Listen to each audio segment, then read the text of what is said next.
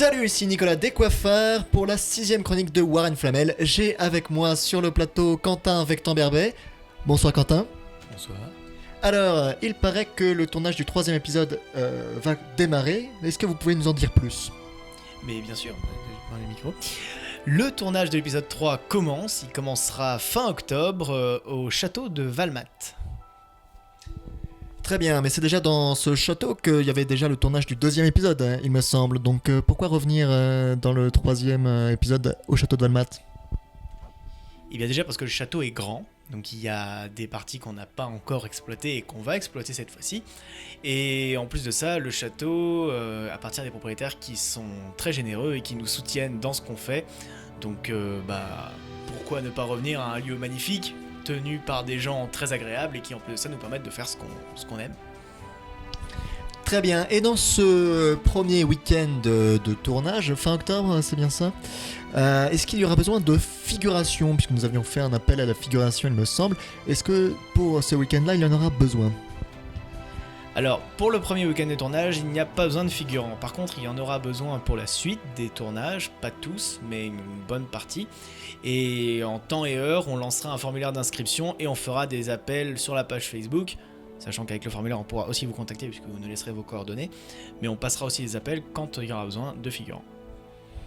Alors, quelles sont les conditions sine qua non, je voudrais les conditions requises, si je puis m'exprimer ainsi, pour être figurant dans Warren Flamel ?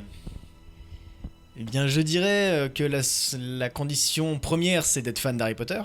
Ça se vérifie pas, mais ça se vit, on va dire.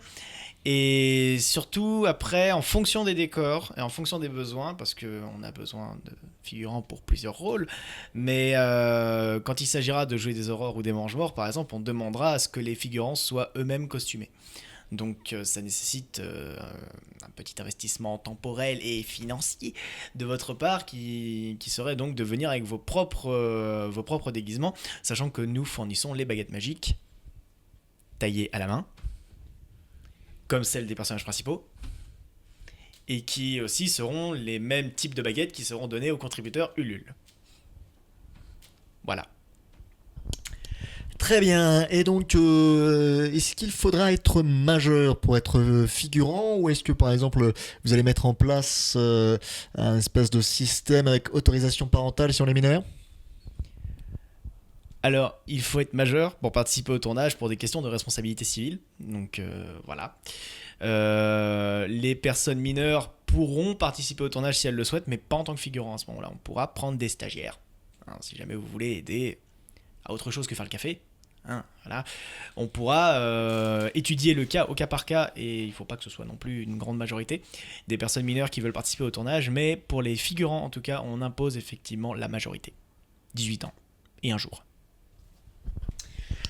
Très bien, très bien. Eh bien, dernière question, Quentin. Hein, on connaissait le principe de l'émission. La dernière question sera un peu plus personnelle. Comment est-ce que vous sentez le tournage de Warren Flamel 3 en préparation ? Alors, plein de choses. Moi, je suis plutôt impatient. C'est dans un petit peu plus d'un mois maintenant.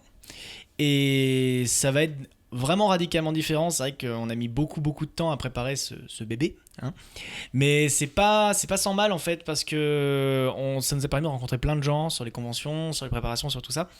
Et ça a grossi notre équipe. On va être beaucoup plus nombreux en fait. C'est surtout le gros truc qui va changer, auquel je m'attends un petit peu avec appréhension. C'est qu'on va être beaucoup plus nombreux sur l'épisode 3 qu'on l'était sur l'épisode 2. À savoir que sur l'épisode 2, on était une quinzaine sur le tournage. À peu près, hein, on était une quinzaine. Et là, on va être presque le double, quoi. On va être une trentaine, voire peut-être même plus.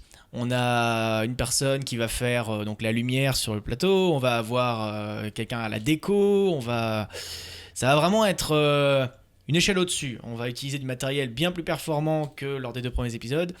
Et tout ça, à mon avis, va servir un très très bon épisode 3 et un très beau final, techniquement parlant. Eh bien, espérons que l'artistiquement parlant suive la technique. C'est du moins ce que nous, on souhaite. De voir un résultat qui vous satisfera et qui sera tout simplement magique. Allez, on se retrouve pour une prochaine chronique. un peu plus tard. Moi, je vous fais des bisous. Attends, je veux juste passer un petit message. Juste un petit message comme ça. Oui, t'as un imprévu. À savoir que dès qu'on aura fait le premier tournage, le week-end suivant, il y a le bal des sorciers à Blois. Donc organisé par Magical Event. Je ne sais pas si vous participez au bal des sorciers ou pas. En tout cas, sachez, et c'est exclusif, qu'il y aura un teaser de l'épisode 3 avec les toutes premières images qu'on aura tournées le week-end précédent qui sera présenté lors de ce bal des sorciers. Voilà. Extraordinaire. Allez, des bisous, des poutous. Et puis voilà, c'est le mot de la fin, il me semble, sur cette bonne nouvelle. Un teaser donc à venir pour Halloween. Bisous, bisous.